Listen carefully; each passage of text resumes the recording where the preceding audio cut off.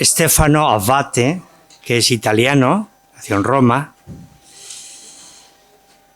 aunque está residiendo actualmente por razones laborales y demás aquí en España, pero es italiano, es todo un honor. Y es doctor en Humanidades y Ciencias Sociales, con una tesis sobre la secularización de la esperanza cristiana y el mesianismo moderno.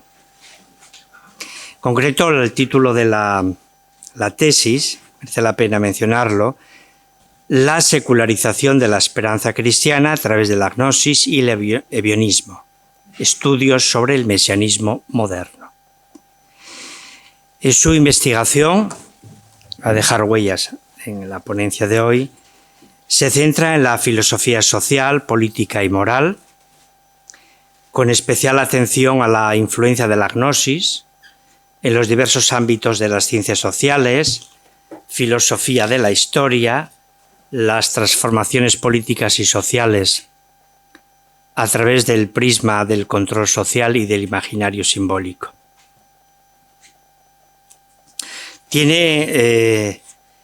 Es joven, tiene más de 25 publicaciones entre revistas de prestigio, no las voy a mencionar porque el tiempo, y capítulos de libros y algún libro también. Entre sus publicaciones toca, en fin, autores de cierto relieve, ¿no? Ireneo de Lyon, San Agustín, San Buenaventura, San Francisco, en fin, Dante Alighieri, podía faltar, ¿no? Y bueno,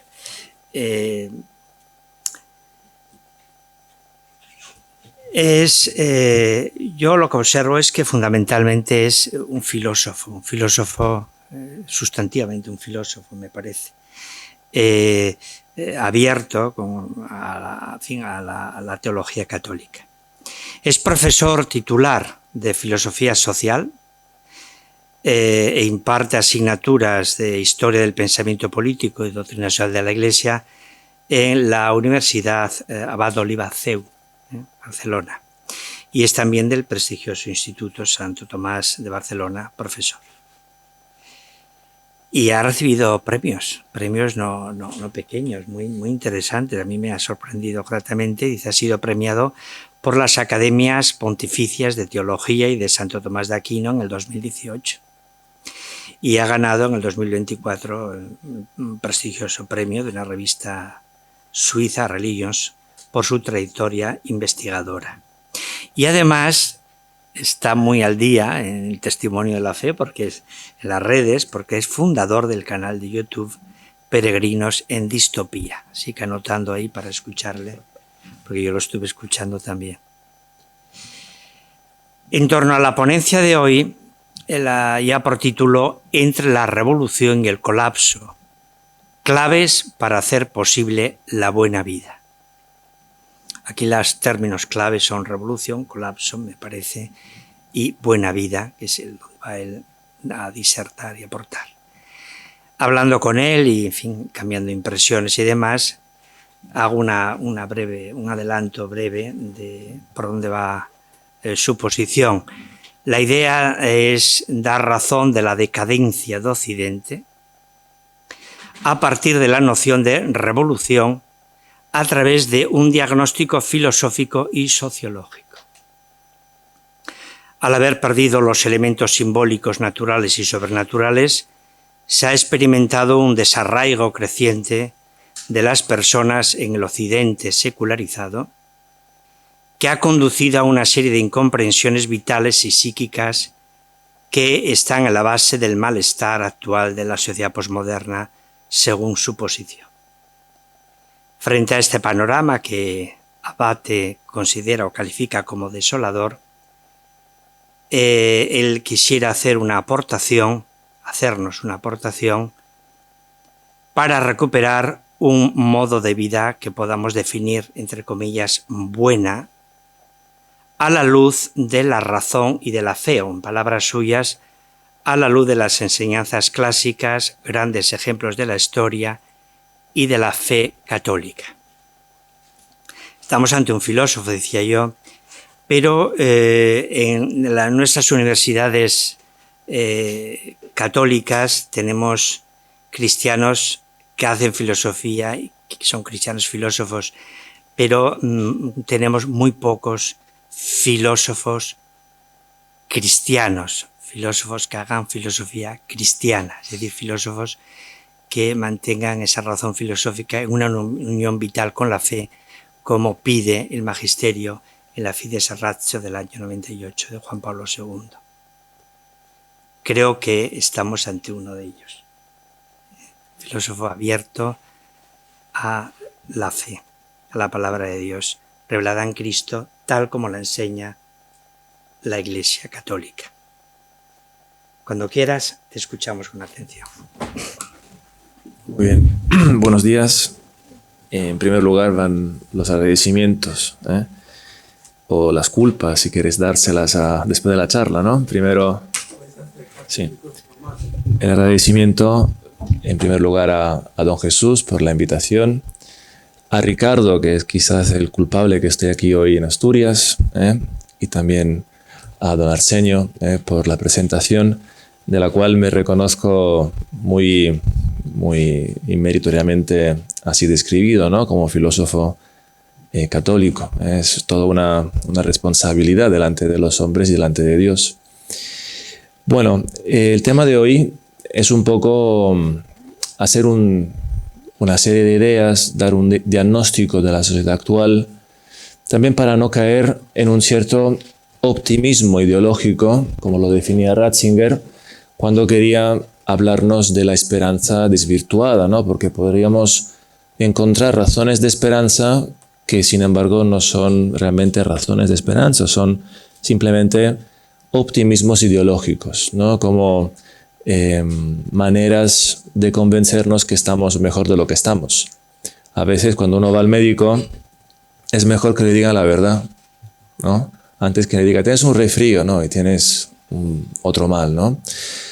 Y para poder hacer esto, lo digo porque creo que para encontrar una solución hace falta conocer la enfermedad que estamos padeciendo, sin edulcorar la píldora, ¿no? Que podría darnos el médico. Así que hoy vengo un poco como médico a darnos una mala noticia, que quizás ya intuís por dónde van los tiros, pero también me gustaría no quedarnos en el regocijo del malestar, que también es un síntoma de nuestros tiempos, que se regocija de lo mal que estamos, sino que también quieren aportar por lo menos una luz de esperanza de verdad, posible, y posible no solamente por los hombres, sino posibles porque Dios es más fuerte que toda esa esperanza.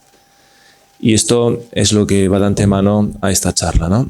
Así que cuando iremos por la mitad, recordaros estas palabras. Cuando ya estemos hundidos en el diagnóstico, recordad que por lo menos vendrá una buena noticia, porque esto es el Evangelio, es una buena noticia.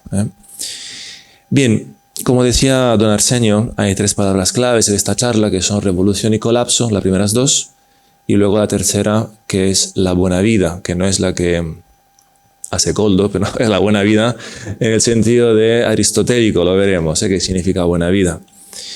Y hacerla posible, porque no somos seres humanos que viven en un contexto social, cultural, relacional y político, y entonces encontramos la felicidad con los otros. Nadie sería feliz sin amigos, dice Aristóteles, ¿no? Entonces tenemos que entender esta esperanza también para y con los otros. Bueno, empezamos con las malas noticias, ¿no? Empezamos con cómo estamos, Es decir, yo he encontrado dos palabras que creo que son claves. Hay una tercera que es desarraigo, que irá saliendo de aquí a poco. Y la primera es revolución. Y cuando hablamos de revolución, podríamos también caer en cierto optimismo ideológico, porque muchas personas consideran esta palabra como algo positivo. Yo la uso como algo negativo. Revolución también la conocemos como una serie de declinaciones: revolución industrial, sexual, tecnológica, y de algún modo no siempre tiene consecuencias negativas. También vemos que hay cosas positivas, y por eso pensamos que la revolución también tiene esta parte positiva.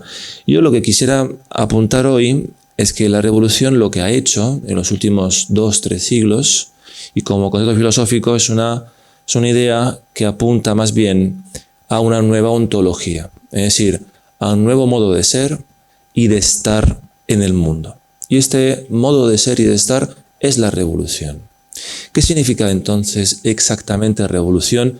Más allá de lo que podremos declinar, como dijimos, industrial, sexual, tecnológica.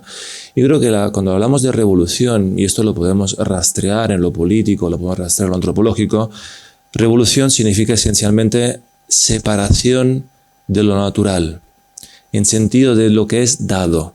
Lo dado, lo que nos viene dado, lo natural, es una refutación de principio. No queremos aquello que nos ha sido dado. Y esta negación de antemano de todo lo que es antes del hacer es justamente lo que viene en el siglo XX a decirse con aquella inversión de términos, ¿no? Siempre el mundo clásico, el mundo romano y luego cristiano, nos dijo que el obrar sigue al ser, ¿no? Esto sonará operari sequitures. Esto era un lema muy dado, muy conocido. Y por esto un imperativo era del hombre, ¿no? Y en el mundo griego, de conocerse a sí mismo. Estaba en el templo de Delfos. Era algo religioso, un deber para con Dios, conocerse a sí mismo. Sin embargo, los revolucionarios, justamente, el renegar de esto, el renegar que lo dado tenga algún valor positivo. Y por esto, mi interés por la gnosis, porque la gnosis es la negación absoluta de que el ser sea bueno. La gnosis es la negación absoluta que el ser sea bueno. Y por esto, todo lo que es gnóstico, y la modernidad es profundamente gnóstica en su planteamiento prometeico, es justamente decir que todo lo que es malo. Hubiese sido mejor no haber nacido nunca. El ser es algo que llevamos como una carga pesada, pero si pudiéramos elegir, sería mejor no ser. Esa es la conclusión que llega a la filosofía moderna y posmoderna. Es mejor no ser que ser. Y eso es tremendo. Y esto da razón de muchas consecuencias y fenómenos que vemos hoy. Es mejor no ser que ser. Es mejor desaparecer.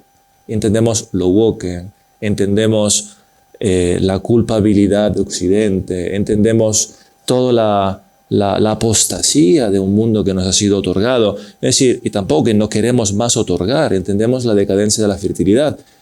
Llegaremos a esto, ¿no? Entendemos que lo que es dado, lo que somos, no es bueno. Tenemos que renegarlo. Y entonces, hay una premisa que me olvidé de hacer y la voy a hacer ahora.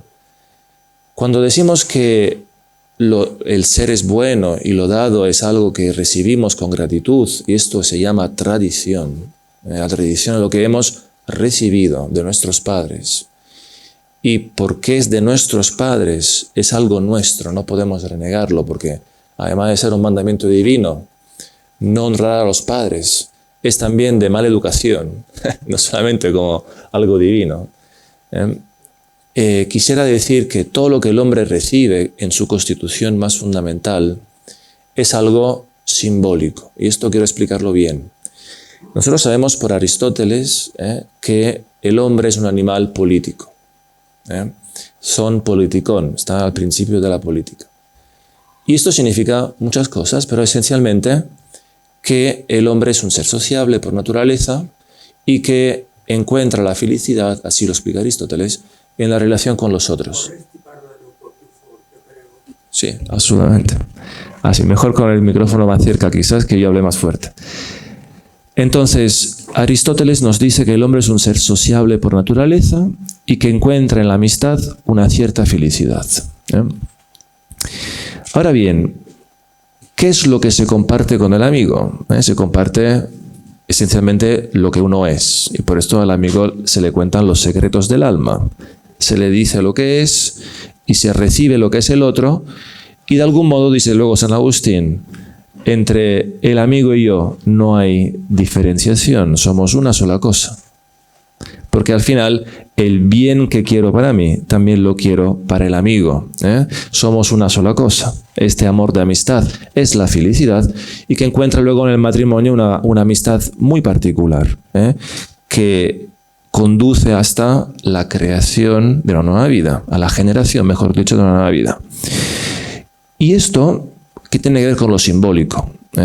Tiene que ver que todo lo que los hombres conocen todo lo que los hombres reciben por tradición, no, lo reciben siempre de forma mediada, con una mediación.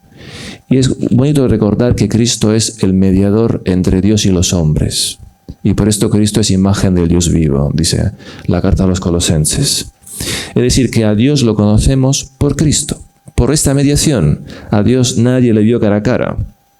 Nadie. Solamente las almas en estado beatífico, de beatitud. Pero nosotros conocemos a Dios por una mediación, un hombre como nosotros. Y si no fuera realmente Dios, si no fuera realmente hombre, su salvación no atañería a nuestras vidas. Un hombre como nosotros, y también Dios, evidentemente. Entonces, esta vertiente simbólica del hombre tiene que ver con todo, con lo cultural, con lo social, con la amistad. El hombre reconoce y se conoce y conoce al mundo por mediación simbólica. Y esto vale por todo, desde el modo en que nos vestimos, en que hablamos, el modo en que nos relacionamos unos con otros. Y por esto son tan importantes los símbolos. Y Dios, en su encarnación, no quiso rechazar ninguno de los símbolos que los hombres en toda la historia de la humanidad encontró como resonantes, podemos decir, como válidos para la comprensión del mundo. Si uno se lee un poco autores como Mircea Eliade, entenderá esto, entenderá que Cristo no desdeñó nuestra condición humana. Esto quiere decir también, además de haber asumido todo lo que son nuestras facultades y potencias, pero también que todo nuestro modo de conocer es asumido por Cristo. Y Cristo nos habló por símbolos también. Es así. Cristo hubiese podido predicar su evangelio a través de poesías, o predicar con grandes escritos, y sin embargo optó por relatos, por historias, por modelos.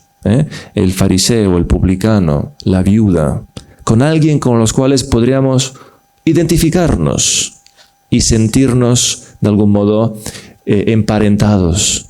Todos somos el hermano mayor o el hermano menor, la viuda que da la dracma. Es decir, Cristo nos habla también del mismo modo y solo en el modo en que podamos entenderle. Esto es realmente lo más que conmueve de la encarnación, que Cristo quiso pasar por estas etapas humanas desde unos pequeños llantos de bebé hasta la predicación a través del modo que nosotros pudiéramos entenderle. Y por esto digo que el hombre es un animal simbólico, porque todo lo entiende por esta mediación. Y la revolución, volviendo a esto, ha sido la ruptura del mundo simbólico del hombre. Por esta razón quise esta premisa. Porque ¿qué hace la revolución? Pues sustituye esta mediación. Quiere ocupar el espacio de la mediación cultural que el hombre siempre ha tenido y que siempre ha visto en el ritual, el mito y la religión. ¿Y cómo lo ha hecho? Lo ha hecho a través de la mediación del poder. Y por esto los grandes mitos de la revolución son esencialmente dos.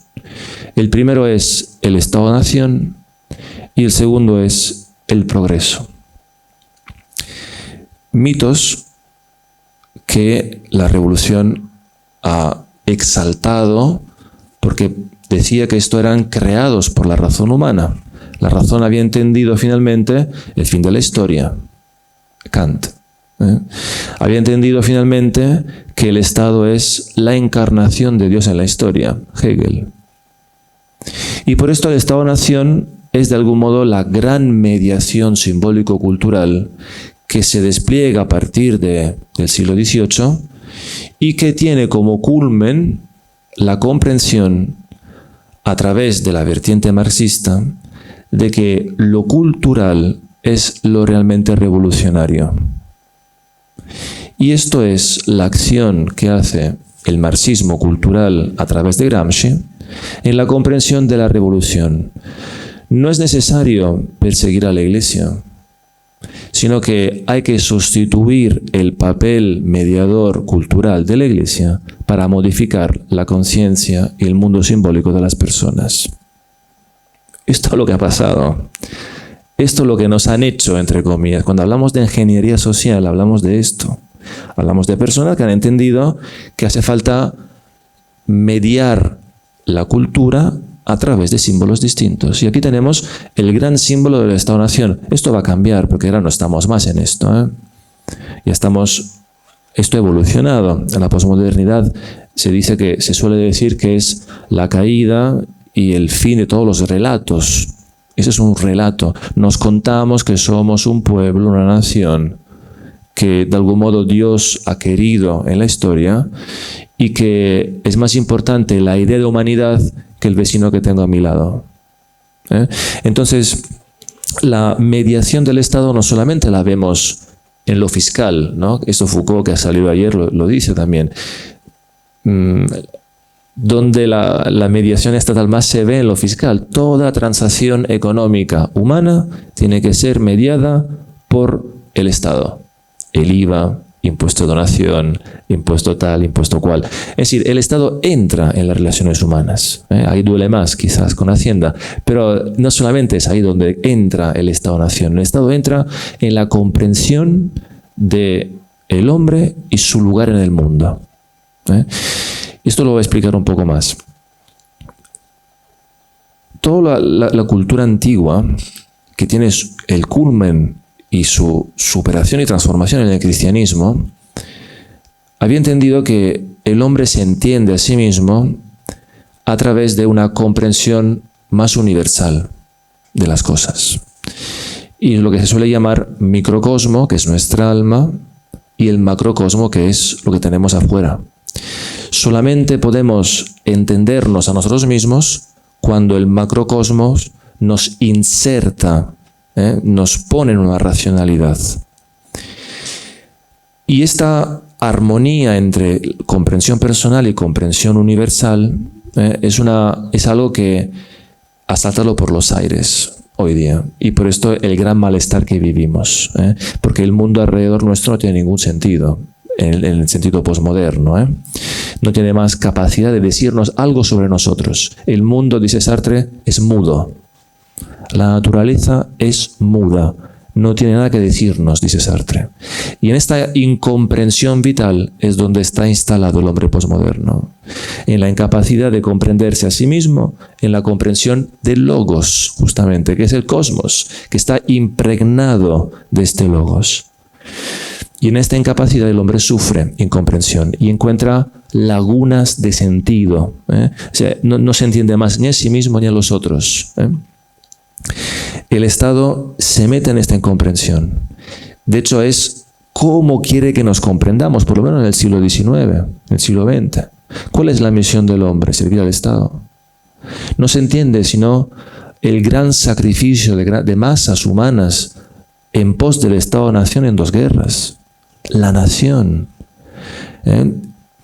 La sombra de muerte que proyectó el Estado-Nación sobre el mundo occidental, fue justificada, fue asumida en pos de una mitología moderna de que el hombre pertenece a la nación. El nacionalismo en ese sentido ha sido muy nefasto y es nefasto. Ese fue el primer gran mito. Ya os anticipo, esto ya no existe bastante menos, ya estamos en la decadencia de esto. El segundo gran mito que quizás resiste más en los tiempos y se transforma es el mito del progreso, como decía antes. El mito del progreso sobre todo tiene como fundamentación la idea de que mañana será mejor que hoy, que caminamos hacia un fin de la historia que tendrá un desenlace positivo al margen de Dios y por la acción humana. Nuestra acción podrá resolver todos los problemas. Es una versión prometeica, que por debajo de esta esperanza ideológica, optimismo ideológico, nos dice que seremos salvados por la ciencia, por ejemplo. ¿Y cuánto hay de esto hoy todavía? La ciencia mantiene todavía hoy para muchas mentes la capacidad de dotar de sentido el paso del tiempo, porque no me van a curar, me van a sanar. Hay 2 grandes vivencias, podríamos decir no me gusta la palabra, pero la diré, arquetípicas, o primitivas, o primordiales, mejor dicho, humanas. La primera sería responder a la angustia del tiempo que pasa. Y esta angustia del tiempo que pasa es algo muy humano, que se da cuenta por su conciencia de que hay un movimiento, hay un cambio, hay un fin de la vida humana. Y entonces, justamente conectado con esta primera idea de la angustia del tiempo que pasa, está la segunda idea que es primordial en el hombre, que las cosas y las personas mueren. Las personas más bien. Las cosas se degradan, ya está en Platón esto, pero las personas mueren. Y por esto la muerte es algo que el hombre necesita dotar de sentido. De hecho se dice, ¿no?, que los que son etnólogos, antropólogos culturales, se dan cuenta del gran cambio que hay en las tumbas. La posición del muerto. El hombre dispone al muerto en su posición, pero el muerto está. Así como le pone un ropaje, unos utensilios, y luego se convierten, ¿no?, en Roma también en compañeros de vida, los muertos. Y esta vivencia de los vivos y de los muertos es algo muy típico del hombre. Hoy los muertos no existen. Los cementerios y los velatorios solían estar fuera de las ciudades, ahora ya están integrados. Lo digo porque estuve en un velatorio hace pocos días y me impresionó un velatorio laico. La ausencia total de simbolismos. Y el simbolismo era un velatorio que podría ser, si cambian 4 insignias, un hotel 4 estrellas, un sauna, podría ser un centro comercial, con las paredes lisas, las escaleras mecánicas, y en lugar de los nichos donde van a ver a los muertos, podrían ser tiendas de Desigual, tiendas de Levi's, pero la misma estructura simbólica. No podemos decir nada sobre la muerte, justamente. Y de hecho, el cajón está cerrado, que no se ve el muerto. Que no se vea, porque verlo nos recordaría algo que hemos querido olvidar, ¿no? Entonces, la ciencia, y aquí tenemos varias declinaciones, desde el transhumanismo a la vertiente más gnóstica, a la idea de que podemos curar todas las enfermedades, inclusive la muerte se dice, ¿no? Es un imaginario prometeico, muy prometeico, y que de algún modo se ha vivido con la pandemia, aunque parezca que se vivió hace muchos años, fueron 5 años, donde en el contexto pandémico los hombres se aferraron a la medicina y demostraron de forma muy fehaciente que lo más importante de sus vidas era no tanto estar con los muertos y los moribundos y sepultarlos, sino más bien conservar su vida. Y eso es tremendo. Es un signo tremendo de los tiempos que vivimos, porque ninguna sociedad puede permitir que los muertos se insepulten o que no se vele al muerto. Porque el muerto es el muerto, pero ese es mi padre, es mi hermano, es mi tío, es mi cuñado, es mi amigo.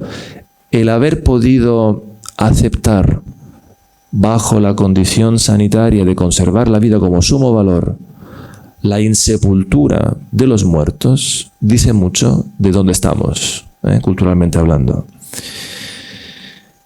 Entonces, esta laguna de sentido que la modernidad ha dado al mundo, desacralizándolo y tachando de superstición a todo lo que era nuestro mundo simbólico, que coincidía con el catolicismo, porque llegó un punto con la cristiandad que el mundo simbólico humano llegó a coincidir con el mundo simbólico católico. Y el mundo católico es muy rico.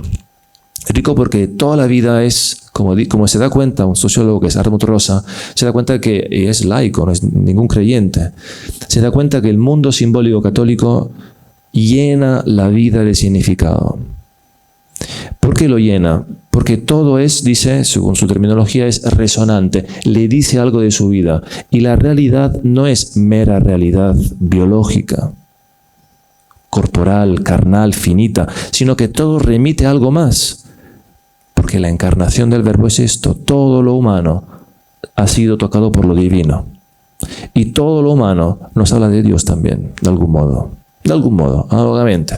No es divinizado, no del todo quizás, pero sí que nos habla de Dios.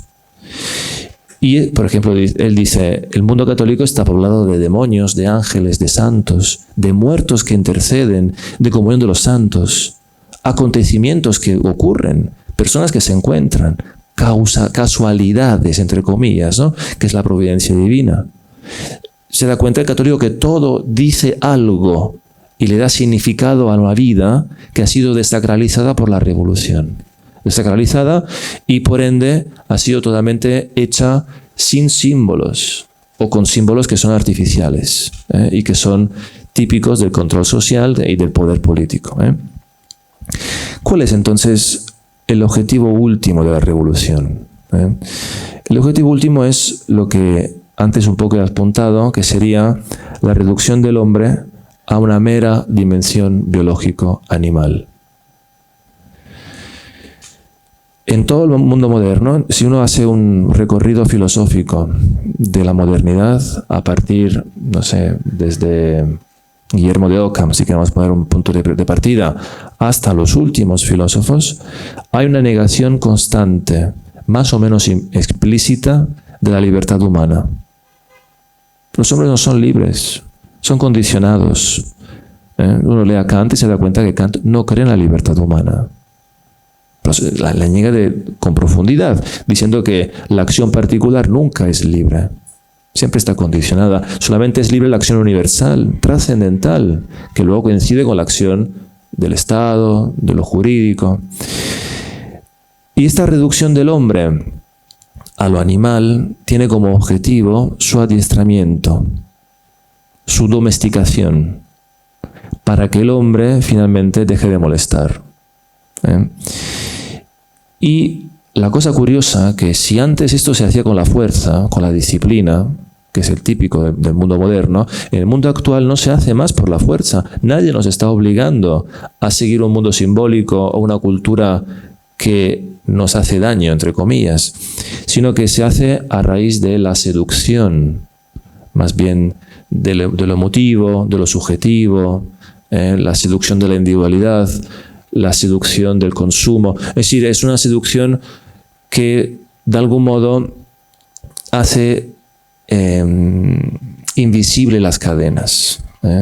Cuando leemos al Gran Inquisidor, este capitulito de Dostoyevsky, de los hermanos Karamazov, en un momento que Cristo vuelve y vuelve en Sevilla, bueno, hay un poco de prejuicio español de Dostoyevsky, pero vuelve en Sevilla, está el Inquisidor, y Cristo no habla.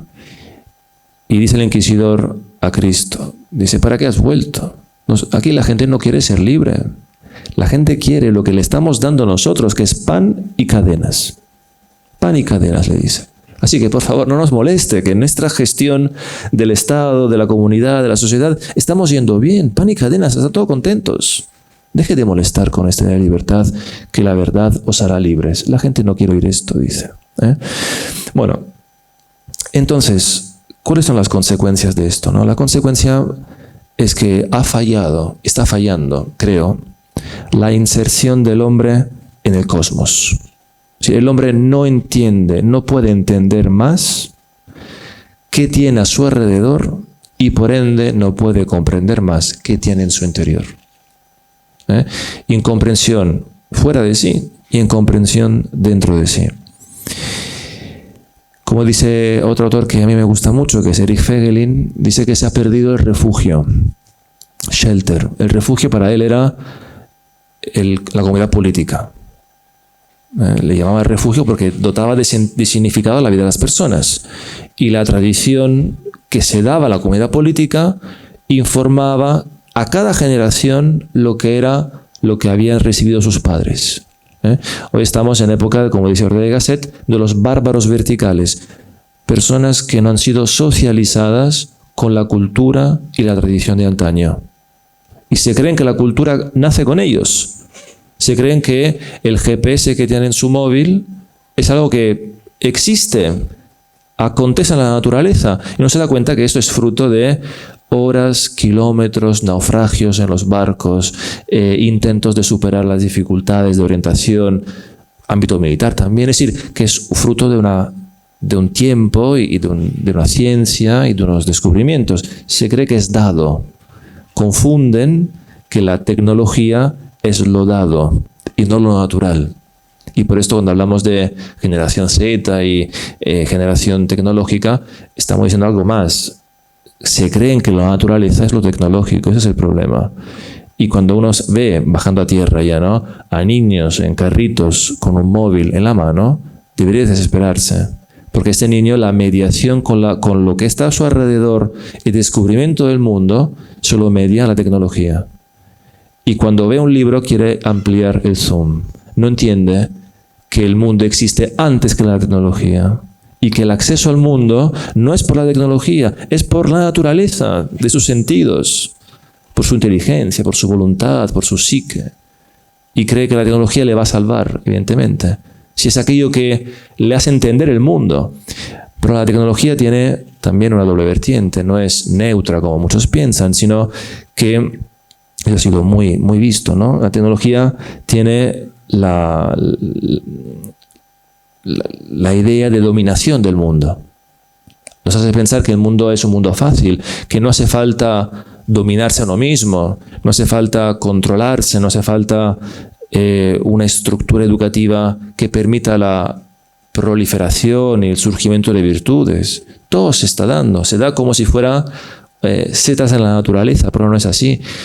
Cuando los romanos decían que vivir no es necesario, pero sí lo es navegar, estaban diciendo que la misión humana es algo más que el mero vivir. Algo más que el mero vivir. Por esto Dante, cuando pone en el infierno a Ulises, porque él cree que Ulises después de Ítaca vuelve a cruzar los mares y vuelve a querer cruzar el estrecho de Gibraltar. Piensa esto Dante, pues cuando Ulises va, dice, cuando quiere arringar a sus compañeros para que vayan a remar hasta donde Dios no quiere que nadie reme, que son las columnas de Hércules, le dice una frase que es muy propia de ese momento. Le dice, no fuisteis hechos para la ignorancia, sino para seguir la virtud y el conocimiento. Dante lo pone en el infierno. Y sin embargo lo admira, le admira como humanista que era, ¿no? Le admira. Y esto es lo que debemos que decirnos a nosotros. No estamos hechos para la ignorancia, para vivir a modo domesticado animal, sino para vivir como a la altura de ser hombres, por lo menos, como hijos de Dios, ya sería el paso siguiente. Así que las consecuencias de este fallo de inserción del hombre en el mundo simbólico se da esencialmente por tres vertientes. Esto lo explica muy bien Daniel Bale, que son la cultura, que es donde recibimos la tradición, recibimos los elementos para comprender simbólicamente el mundo. En el trabajo, que es una fuente simbólica enorme, y pensad cómo está el mundo laboral, y no solamente por las condiciones laborales, sino también por la tipología de trabajos y por cómo los trabajos en el futuro cada vez más serán trabajos tecnológicos, fuera de la naturaleza. Y de cómo antes el trabajo, cuando le preguntan quién eres, siempre contesta con su nombre y luego qué hace en la vida. Soy Stefano, soy profesor. Porque esto da identidad simbólica. Sé quién soy, sé cuál es mi misión en este mundo. Y la tercera gran línea de forma de recibir esta tradición es la religión. La religión, que es la comprensión del significado del mundo, esencialmente, y de Dios. Y esta revolución lo que ha hecho es darnos con un mundo sordo, un mundo, dice, donde la realidad es absoluta, donde solamente cuenta competir, ganar, triunfar, el éxito, la imagen, la corporalidad, la funcionalidad, la operatividad, pero es mundo sordo. Y por esto cuando muchos psicólogos hablan de los jóvenes y los describen como invertebrados, ausencia del yo interno, o sea, no se dan cuenta de lo que hacen, no se dan cuenta de lo que ocurre en su interior. La estructura del yo ha sido dinamitada, dicen, y son psicólogos de clínica, personas que quizás simplemente ven pacientes, no hacen filosofía, sino se dan cuenta que algo ha pasado en este interior. No acceden, dicen, porque no hay interior. Es muy fuerte esto, no hay interioridad. Este mundo sordo, además, como consecuencia, y siendo de tradición cristiana, el mundo moderno y posmoderno sigue siendo heredero de esa tradición cristiana, aunque las ideas están desquiciadas, pero sigue conservando algo de cristianismo, por lo menos en lo que es la comprensión del mundo, y por esto la revolución no puede salir de elementos que reconocemos que son cristianos en su origen, como el progreso, que es una secularización de la providencia, así como la igualdad, la hermandad, toda la justicia, son ideas que nacen del Evangelio y nacen de la predicación apostólica, y sin embargo están desgajadas de su origen y por esto no se comprenden más. Y entonces, ¿qué ocurre? Hay algo muy novedoso en el cristianismo que recibe por la tradición judía, que es que el tiempo es lineal, no es cíclico. Es decir, que hay un fin de la historia, hay un movimiento hacia algo de la historia, que para los católicos es el reino de Cristo, aquí en la historia, No es algo que está fuera de la historia, debe ser aquí en la historia. Y esto está en todos los padres de la Iglesia. Y no es milenarismo, anticipo a la posible objeción, y tampoco del mitigado, que también está condenado, sino es simplemente la idea de que la esperanza intrahistórica de la Iglesia es profundamente eclesial y eucarística. Y eso está en San Ireneo, está en San Papías, está en San Buenaventura. En San Agustín, en parte, porque luego se les dice, yo también fui de aquellos, pero luego he visto que la gente lo entiende mal y he cambiado de opinión. Pero esto está, y que la esperanza es eclesial, eucarística, y es intrahistórica. Y las promesas mesiánicas se deben dar en la historia, no fuera de la historia. Eso no tendría sentido esto. Y cuando decimos que Cristo es rey, es también rey de la historia, no en sentido mundano. Y cuando Cristo dice que mi reino no es de este mundo, no está diciendo que no va a producirse en este mundo. Está diciendo que no va a proceder según las categorías de este mundo, según la violencia, el engaño, la corrupción. Pero va a ser en este mundo su reino. Y va a ser un reino eclesial. Y así como vino por María, será por María. Bueno, esto lo digo también. Pero ¿qué ocurre en un mundo moderno y posmoderno que ha perdido el origen cristiano y la idea cristiana de consumación de los tiempos? Venga a nosotros tu reino, lo decimos cada día. ¿Qué le pasa al mundo moderno cuando este tiempo lineal sigue siendo lineal? Pero ¿a dónde va este tiempo? Si lo que estamos viendo es un tiempo en el cual solamente el abuso y el mal se desarrollan y ganan, donde el mundo es sordo al amor, es sordo a la compasión, y simplemente se afirma la ley del más fuerte. Pues esta angustia del tiempo que pasa, que os dije antes, que es algo primordial en el hombre, en un contexto no más cíclico como era antes, porque el tiempo cíclico además da una mínima esperanza de que esto se revierta. En cambio, el tiempo lineal dice que esto irá peor y que lo que está triunfando, que es esta forma de vida tan desarraigada y tan decepcionante y que genera tan malestar, es el fin de la historia. Y esto es insoportable. Es mejor no vivir, pero esto es mejor no ser que ser. ¿Quién quiere ver el triunfo del mal en este mundo? Yo no lo quiero ver. Vamos, no lo quiero ver ni de lejos, ni en pantalla quiero verlo.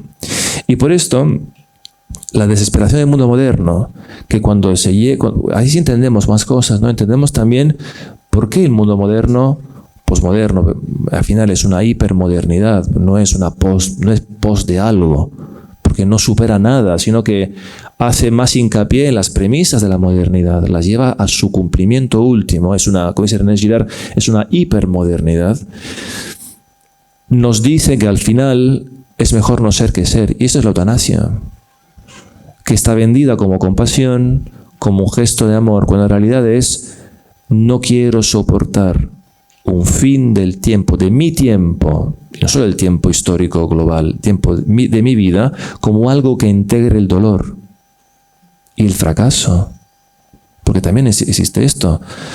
Es decir, Cristo nos da a entender que la vida es también un fracaso, que no se puede ganar y que cuando se pierde se gana muchas veces.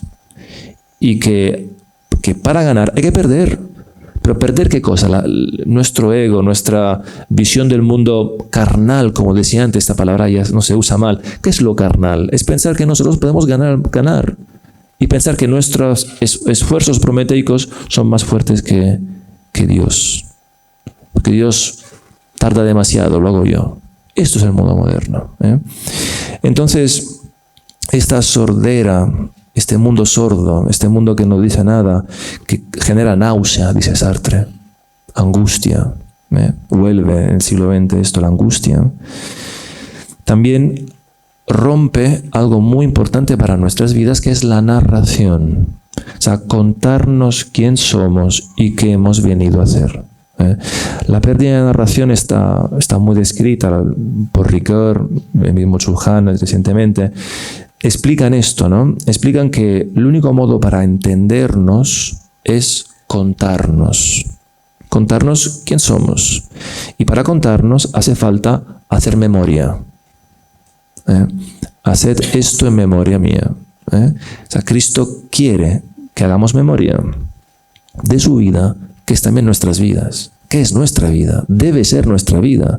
Si no, vivimos otra cosa, al margen de esto. Pero que la vida se nos haga inteligible, que el microcosmo nuestro, nuestra alma, nuestra vivencia personal, nuestros padres, nuestra infancia, nuestra juventud, todo lo que nuestra vida hasta ahora ha sido, se nos haga comprensible. Hace falta que la narración sea coherente y que la narración explique y haga inteligible nuestra vida.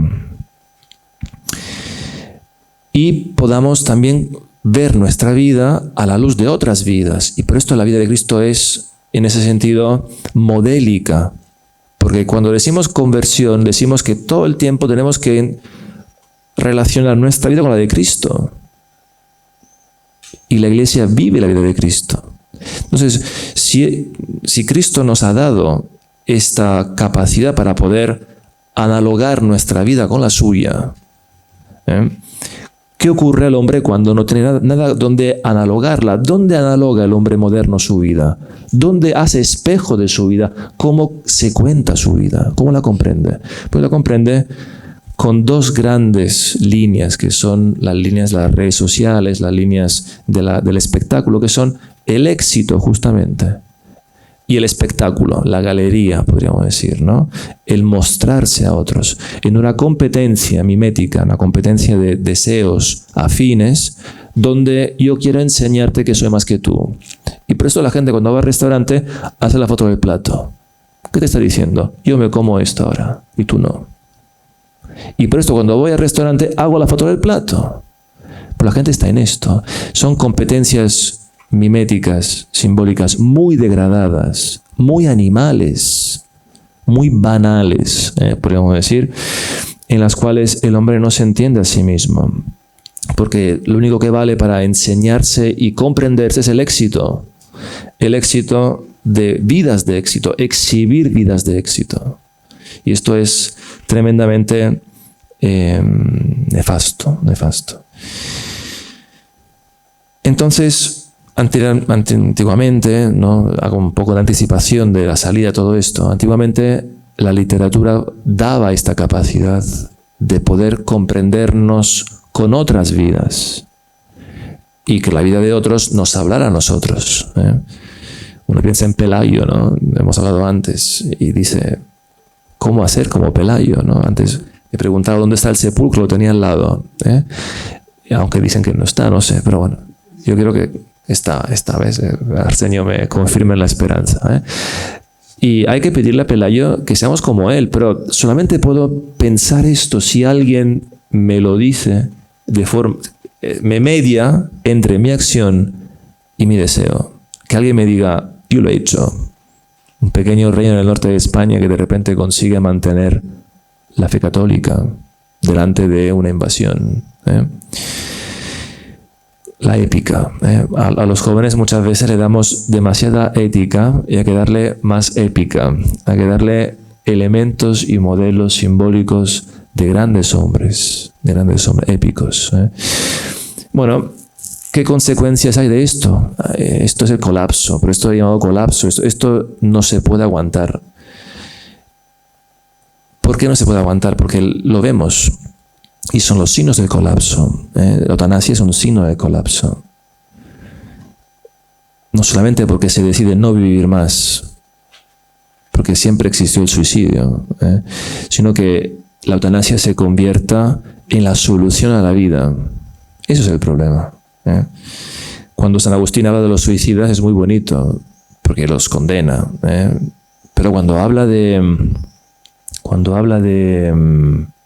Catón y de Marco Atilio Régulo, sobre todo, Agustín siente, yo creo, una cierta admiración, porque Marco Atilio Régulo se volvió de Cartago como prisionero a Roma para negociar.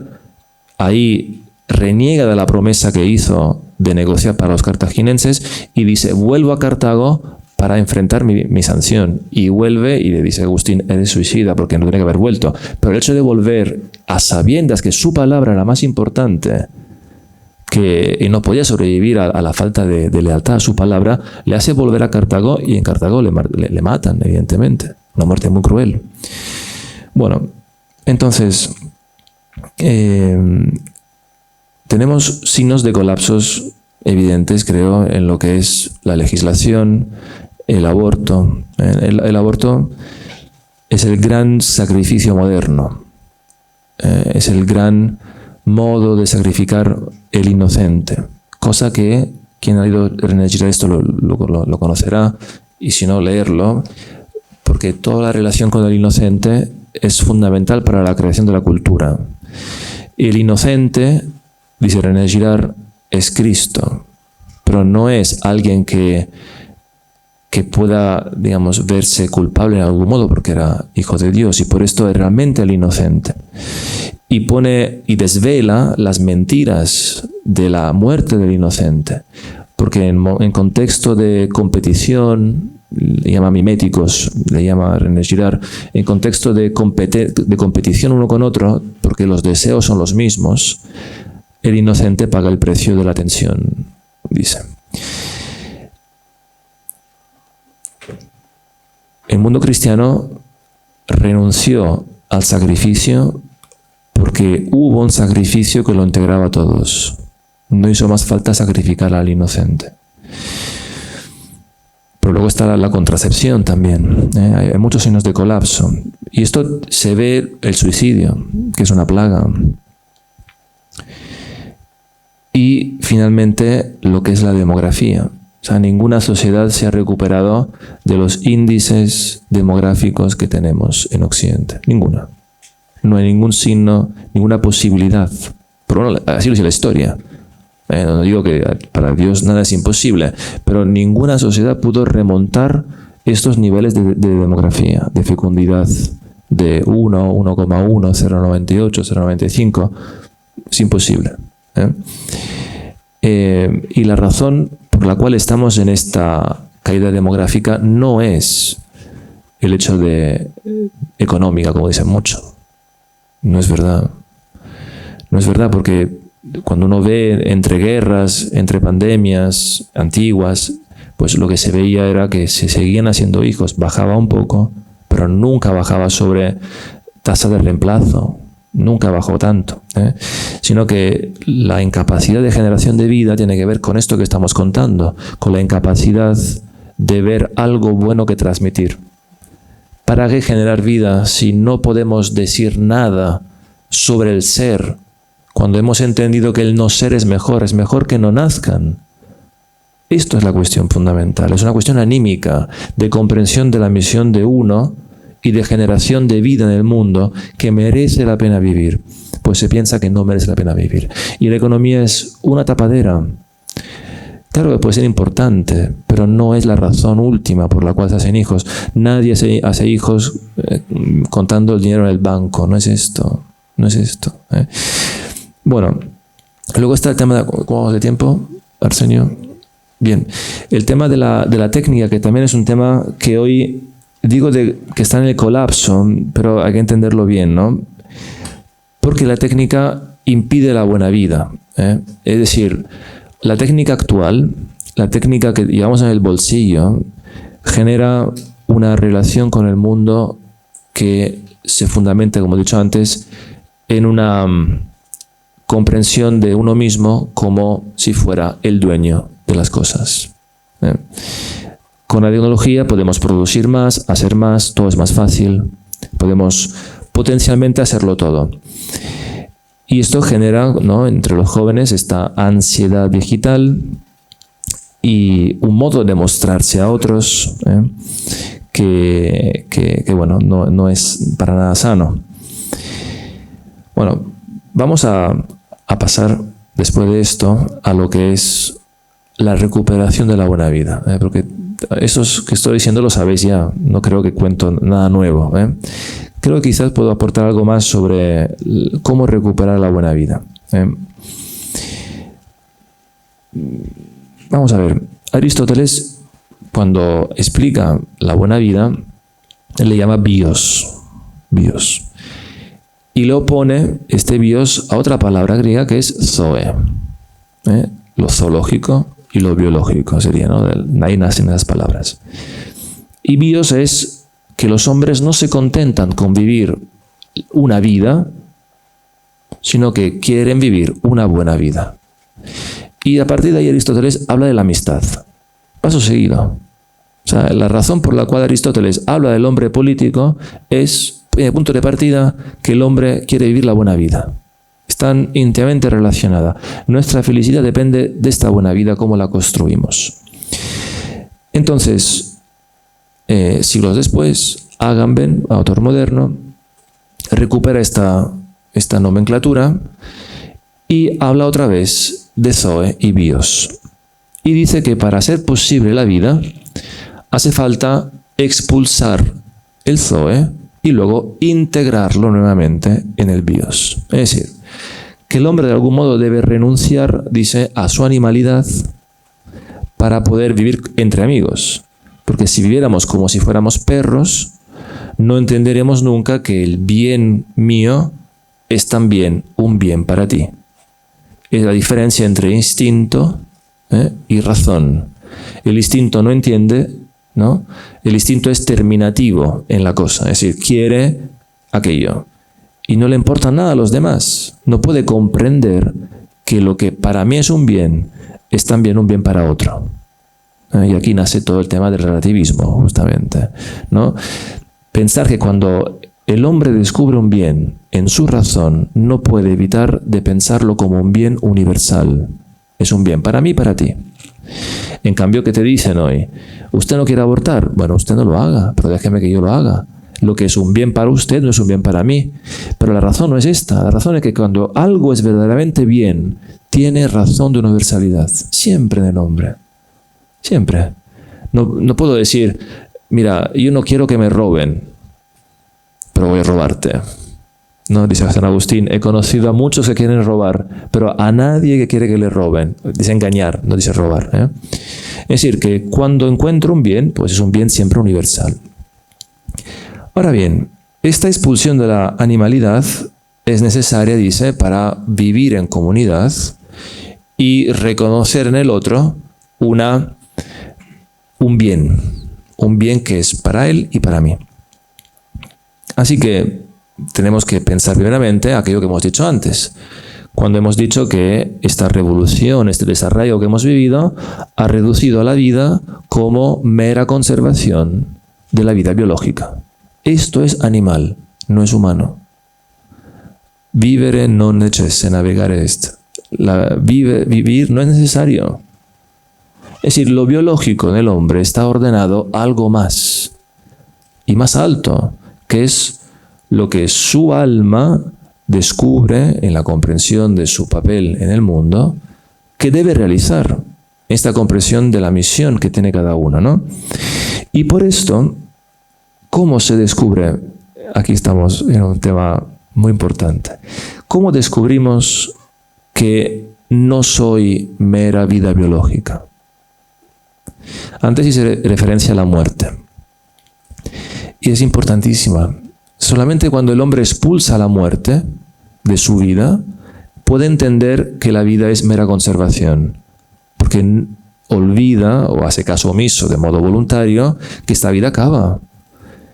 Y por esto cuando vamos al funeral, lo que impacta, claro, si es una persona muy cercana, es la pérdida, evidentemente. Pero pongamos el caso que haya un cadáver, simplemente un cadáver que no conocemos. Lo que nos impacta es que ahí podría estar yo. No podemos ver al cadáver sin pensarnos a nosotros de algún modo muertos. Y por esto es tan esencial la experiencia que la muerte existe y que la muerte es algo real, porque nos hace ver que el tiempo acaba para nosotros y que hay una urgencia en descubrir y poner en práctica nuestra misión. La muerte sin símbolo, la muerte oculta, la muerte escondida, hace que nos olvidemos de nuestra misión, que el tiempo apremia. Caritas Christi urget nos. El amor de Cristo nos urge, dice San Pablo. ¿Pero por qué nos urge? Porque podremos acabar mañana nuestra vida o esta tarde. Entonces, el bien que tengo que realizar tiene una urgencia temporal que tengo que poner en práctica ya. Claro, cuando hablamos de generación ni, hablamos de generación que no estudia, no trabaja. Cuando hablamos de kikomori, generaciones que se encierran en casa. Cuando hablamos de apatía, depresiones, trastornos de ansiedad en jóvenes, ¿de qué estamos hablando en realidad? O sea, hablamos de una juventud, de unas almas, en sentido anímico, que no han entendido la urgencia de su microcosmos, que su vida acaba. Se le ha ocultado la realidad de la muerte. Se le ha ocultado. Se le ha dicho de forma, entre comillas, que al final hace falta disfrutar 2 días. Que el mundo se acaba y que esto hay que hacer rápido. No en hacer la misión que uno tiene, sino en hacer rápido, hacer todo lo que tú puedas, disfrutarlo todo, a darlo todo. Como decía Steve Jobs, ¿no? Stay angry, stay foolish. O sea, estar hambrientos. ¿Hambrientos de qué? De trabajar para Apple. De cerrarme en una fábrica 8 horas a trabajar para el capital. ¿Hambrientos de qué estamos? Para comprarme un nuevo iPhone 16. Es decir, toda esta retórica oculta la muerte. Oculta la muerte, ¿no? Y por esto todos los santos, la gran mayoría, cuando se representaban antes, suelen tener una calavera a su lado. Cuando piensan, cuando escriben, cuando hablan, predican, se la llevan de paseo, una calavera.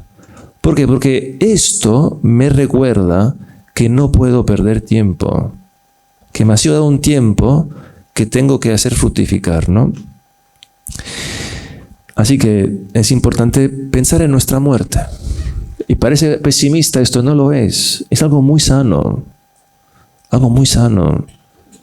También para alejar esta cosa de que el mundo va hacia la nada o hacia un terrible cataclisma. Quizás, pero me voy a morir. Y esto de la muerte, hemos de pensar que la vida verdadera tiene que pasar por la muerte. Y que la esperanza profunda es la esperanza de la visión de Dios y de poder amar a lo que hemos amado con Dios para siempre. Y por esto la importancia de la memoria, ¿no? ¿Por qué la memoria se olvida o se quiere dejar de lado? Pensar en las familias, ¿no? La memoria, ¿la familia qué es entonces, no? Es justamente esta unión entre cielo y tierra, donde los muertos siguen viviendo en la mesa, en las comidas, en los encuentros familiares, siguen estando. ¿Cuántos de nosotros hemos experimentado la ausencia de alguien en una Navidad, en una Semana Santa? Es lo humano esto. Y entonces hace falta decirlo, hace falta recordar a nuestros muertos y hace falta pensarlos y encomendarlos. Y por eso es una obra de misericordia rezar por los muertos. Y la Iglesia lo hace cada día en la Santa Misa. Recordarnos los muertos porque de algún modo nos debemos a ellos también. Y somos herederos también de Pelayo, que está muerto. Pero está vivo. ¿Está vivo en qué cosa? Está vivo en nuestra forma de recordar su legado, su tradición. Y esperamos verlo en el cielo. O sea, hay que esperar ver en el cielo todo lo que hemos amado. Y esto Dante lo explica de forma admirable, ¿no? Toda su Divina Comedia es el deseo de volver a ver aquello que ha amado en el cielo. que es Beatriz, que es encarnación de todo lo bueno que en su vida ha tenido, y todo lo que en su vida le remitió a Dios por una mediación. Me parecía, cuando la veía, estar en el cielo, dice. Cuando la veía me parecía estar en el cielo. El vínculo, la mediación entre el hombre y Dios, dice. Es un símbolo. Existe verdaderamente, pero es un símbolo. Nos reconecta, nos vuelve a otra cosa. Y por esto, para contemplar, para ver la muerte, contemplarla, hacer memoria para narrar quién somos, hacer historia familiar, ¿no? Contar a los jóvenes, a los niños, a nuestros niños, la historia familiar, la historia social, la historia de Dios. Dios tiene una historia en ese tiempo. Y en esta historia, en el mundo medieval que se ha hablado, cuando se quería hacer demostración y apología de Dios y del cristianismo, se hacía recurso muchas veces a los milagros. Y se decía que la propagación pacífica del cristianismo había sido un milagro patente de Dios. Además de todos los milagros que había hecho en estas hazañas de la historia humana. Pero los milagros de Dios son nuestra memoria. Hemos de recordar los milagros que Dios ha hecho en nuestras vidas. Contarlo a las personas, a nuestros hijos, a nuestros amigos. Dios ha hecho milagros conmigo. Y entonces, hacer memoria. Y la gran memoria católica es la Santa Misa. Hacer esto memoria mía. Y la Santa Misa, de un modo así un poco provocatorio, un filósofo catalán, Oriol Quintana, dice que es el remedio a la sociedad tecnológica, porque en la Eucaristía se produce un milagro y sin embargo no es porque el hombre lo haga, lo hace Dios, este milagro. Pero además a mí me gusta pensar que todo lo que es de la Santa Misa hay una serie de gestos que se realizan, y hay gestos que, yo sin ser liturgista en absoluto, ni biblista, pero hay gestos que no están en el Evangelio. Hay gestos que se hacen en la misa que no se pueden remitir a una tradición evangélica del Jueves Santo. Cuando el sacerdote pone el agua en el cáliz, no es algo que nos sepamos por el Evangelio, no nos lo cuenta nadie. Y sin embargo, se hace desde tiempo inmemorable. ¿Qué quiere decir? Quiere decir que eso se ha quedado como memoria viva, y es un símbolo que se realiza. El sacramento es, por esta razón, símbolo eficaz. Símbolo eficaz. Es decir, hace lo que realiza, hace lo que dice, pero ¿por mediación de qué? De agua, de aceite, de pan, elementos nuestros. Y esto no significa ni de lejos ser modernista, lejos de mí. Significa que Cristo asumió todo lo humano y lo ha transfigurado por la gracia. Y por esto la gracia no destruye, como Santo Tomás decía, la naturaleza, sino que la perfecciona. Y en esta liturgia podemos entonces comprender, para resistir a estos tiempos y para reconstruir una cultura, que un amor nos precede. Dios nos amó primero. Y esto hay que tenerlo muy, muy clave en nuestras vidas. Es decir, que no estamos arrojados a la existencia, como dice el existencialismo, que hemos sido lanzados al ser sin saber qué hacer. En esta angustia vivimos. No, es que un amor nos ha amado primero. Y podemos estar muy tranquilos con esto, porque nuestro amor no siempre ama como debería. Y si nuestro pecado nos acusa, dice San Juan, el corazón de Dios es más grande. Un amor nos precede. Y cuando a Dante, y vuelvo a él, le pregunta a San Juan en la Divina Comedia por su amor, porque Dante recibe un interrogatorio por San Pedro, San Juan y Santiago Apóstol sobre fe, esperanza y caridad. Cuando vas con San Juan, le pregunta sobre el amor, le dice, ¿cómo has conocido el amor de Dios? Y Dante contesta de modo muy sumario, primeramente. Y San Juan le dice, no.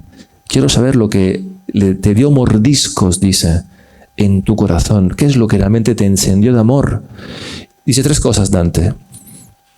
Dice, la primera, para mí en esta charla lo más importante, quizá, pero las otras dos son más importantes en sentido absoluto. Dice, lo primero es el ser del mundo y el ser mío.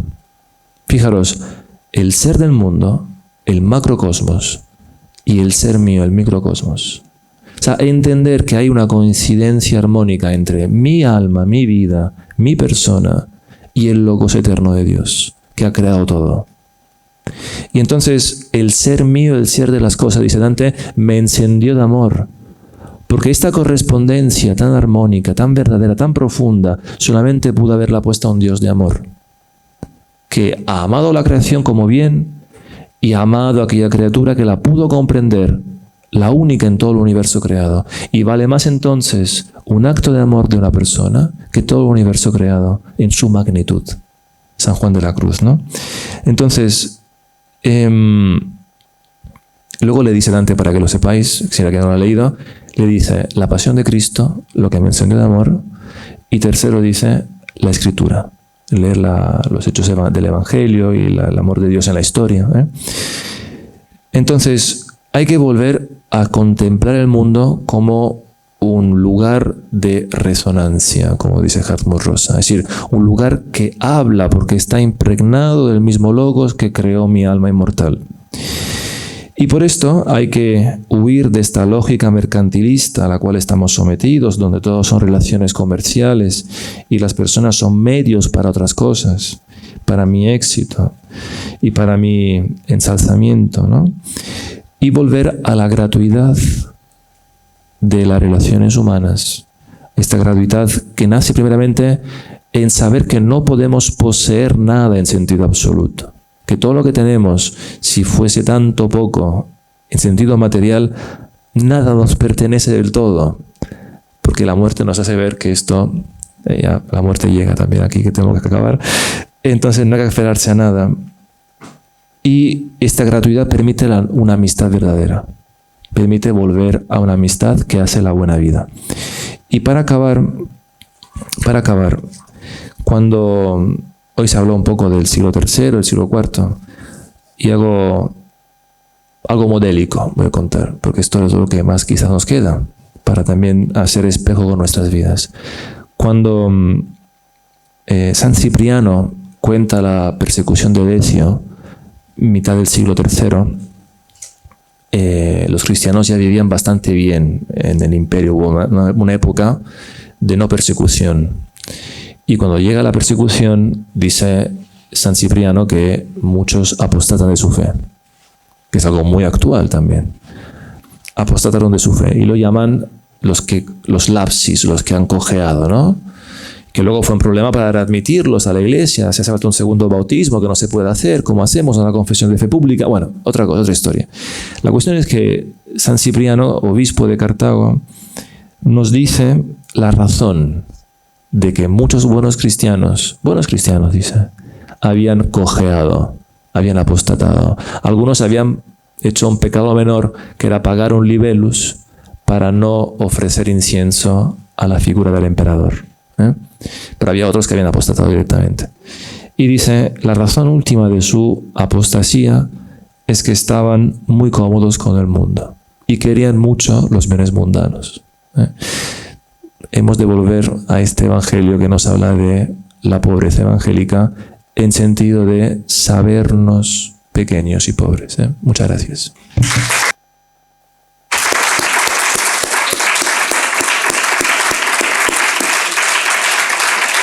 Muchas gracias a ti, Stefano Abbate, por esta brillante ponencia. De verdad, lo digo sinceramente, aunque suene a protocolo, me parece creativa, original y además muy tuya, muy de filósofo. Y yo, para abrir, porque luego tenemos misa a la 1:30, pero tardamos 10 minutos de que haya 15. Todavía tenemos... Luego, centrándome en si no me equivoco, quiero abrir una pregunta y luego ya continuáis. Hablas de la hipermodernidad más que posmodernidad, como el paroxismo, digamos, de la modernidad, Y en esa hipermodernidad, si he entendido bien, ahí hablas de colapso, no de crisis, me decías ayer. El colapso es caída, derrumbe, tocar fondo. Sí, ahora. No me hables en italiano, que... Sí, ahora. Lo entiendo, el italiano estoy aprendiendo. Bueno, pues... Fijaros, me parece que es muy importante la ponencia porque aquí tocas el fondo. La hipermodernidad, colapso, tocar fondo, derrumbe, y hablas de desesperación, angustia, citas a Sartre, y utilizas una expresión original y es un querer no ser. Este ser que soy yo no es lo suficiente. Creo entender así. Hay una insuficiencia del ser. El hombre es más, quiere ser más. Esto es una expresión de Fernando Rielo. El hombre es más. Y es muy bíblico también. Yo soy, pero aún no soy lo que lo que estoy llamado a ser. Somos hijos, pero aún no se ha revelado lo que seremos. Es decir, ¿por qué digo esto? Porque tiene mucho que ver con la esperanza. Es decir, aquí vemos, es una interpretación, una explicación que hago yo, en fin, una aclaración, y luego tú me corriges o me completas. Aquí vemos, o creo yo, que se ve el clamor de la esperanza en todo ser humano.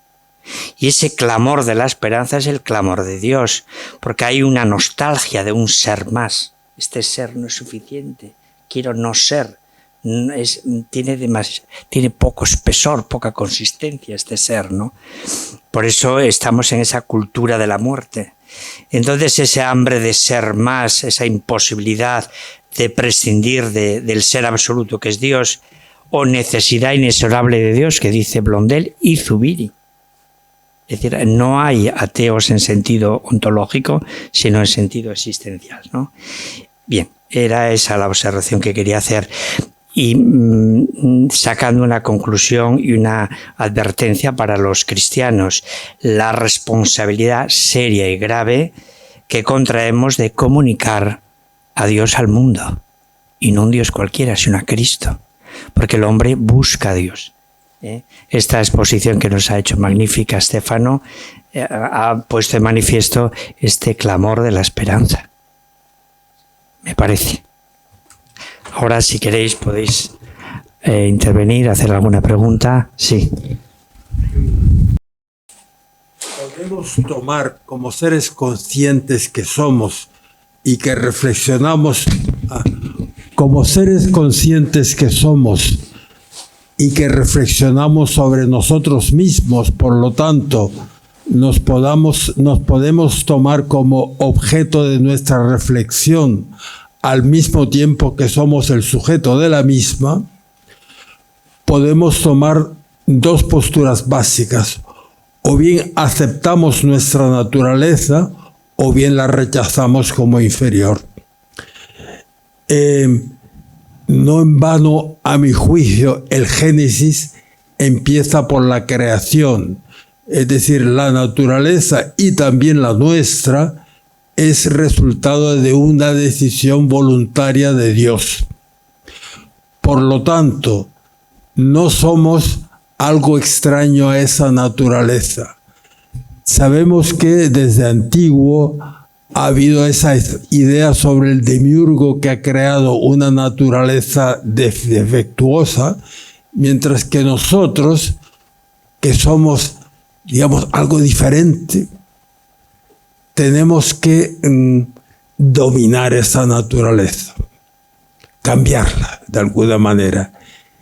Eso luego se ha reflejado en las actitudes basadas en la tecnología, según el avance de la tecnología ha venido teniendo lugar.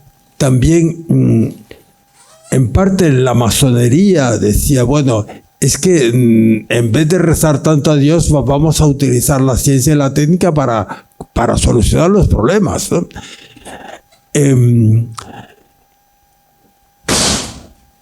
Pero está en la base, claro, la relación hacia nuestra naturaleza está en la base de nuestra relación con nosotros mismos y los demás.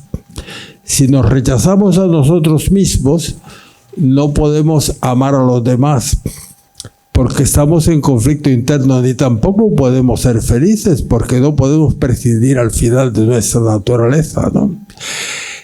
Entonces yo creo que ahí hay un conflicto básico y, sin embargo, hay que entender nuestra naturaleza no solamente como los instintos o los afectos que tenemos, sino también como nuestra necesidad de trascendencia. Eso forma parte de nuestra naturaleza.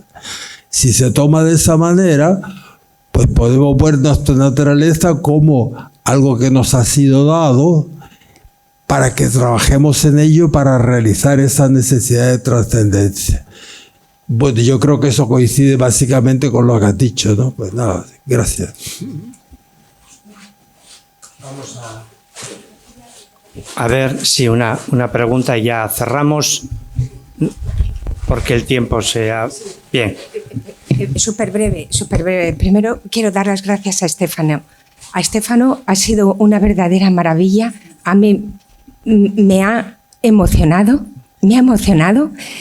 y también quiero decir que el Señor en su providencia, porque todo es providencia de Dios, nos muestra la esperanza, porque tú has dicho que el reinado de Cristo iba a ser eclesial y eucarístico, y aquí hace poco en Covadonga, en medio de este entorno con la Virgen en medio, ha habido un encuentro eucarístico de 1.700 jóvenes, donde, con otras palabras, se les ha anunciado lo que tú has anunciado hoy, que estamos hechos para la vida eterna, para amar eternamente con Dios en el cielo lo que hemos amado aquí, que estamos hechos para la eternidad. Simplemente quiero decir que la Iglesia nos hace este anuncio que tú has explicado tan maravillosamente hoy y que a mí me ha emocionado y que te doy las gracias. Bueno, muchas gracias a Dios, ¿no? Por esto. Gracias.